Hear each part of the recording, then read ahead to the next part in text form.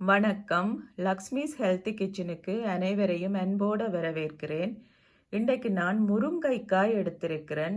இதில் தான் வர செய்து காட்ட போகிறேன். 400 கிராம் முருங்கைக்காய் எடுத்திருக்கிறேன். இந்த முருங்கைக்காயில் நிறைய நன்மைகள் இருக்குது.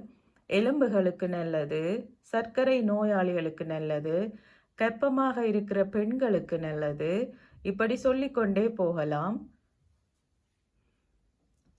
இனி முருங்கைக்காயோட தேவையான அளவு தண்ணி சேர்த்து வேக வச்சு எடுப்போம்.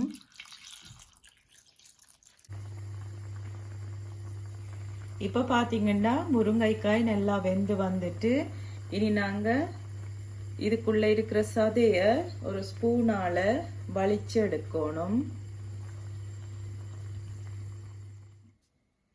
இப்போ முருங்கைக்காய் வரைக்கு தேவையான பொருட்களை பார்ப்போம். நான் ஒரு பாதி தேங்காய் துருவல் எடுத்திருக்கிறேன்.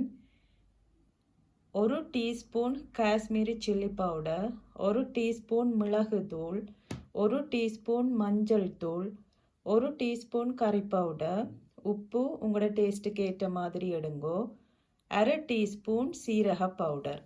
இப்போ இதோட முருங்கைக்காய் சதையையும் சேர்த்து கலந்தெடுப்போம். இது போல நல்லா கலந்தெடுங்கோ. 3 டேபிள் ஸ்பூன் எண்ணெய் சேர்த்து கடுகு, உளுத்தம்பருப்பு, பெருஞ்சீரகம் பொரிய விட்டுருக்கிறேன். இப்போ இதோட 3-4 பல்லு உள்ளி சேர்க்கிறேன். உள்ளி பொரிஞ்சு வரட்டும். உள்ளி பொரிஞ்ச பிறகு நான் ஒரு வெங்காயம் சேர்க்கிறேன். வெங்காயம் நல்லா வதங்கி வரட்டும். வெங்காயம் நல்லா பொரிஞ்சு வந்துட்டுது. இப்போ நான் ஒரு 4 சித்தல் மிளகாயும் கொஞ்சம் கறிவேப்பிலையும் சேர்க்கிறேன்.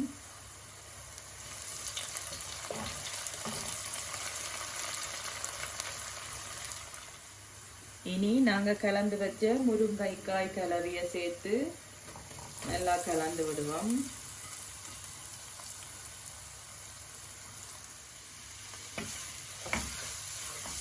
முருங்கைக்காய், முருக்கனில எல்லாமே நீங்கள் சாப்பாட்டில் அதிகம் சேர்க்கிறது நல்லது. ஏனென்றால் நோய் எதிர்ப்பு சக்தியை அதிகரிக்கிற தன்மை இதில் அதிகமாகவே இருக்குது. இப்போ மூடி வேக வைப்போம்.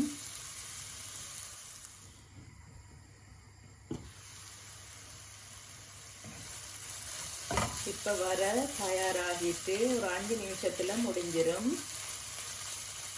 இனி இறக்கி எடுப்போம். இந்த ஆரோக்கியமான வரையை நீங்களும் செய்து பார்த்துட்டு எப்படி இருக்குன்னு உங்களோட கருத்தை பதிவு செய்யுங்கோ. இந்த வீடியோ பிடிச்சிருந்தால் லைக் பண்ணி ஷேர் பண்ணுங்கோ. புதிய நண்பர்கள் சப்ஸ்கிரைப் பண்ணி சப்போர்ட் பண்ணுங்கோ. ஆரோக்கியமான உணவை உண்போம், ஆரோக்கியமாக வாழ்வோம். நன்றி.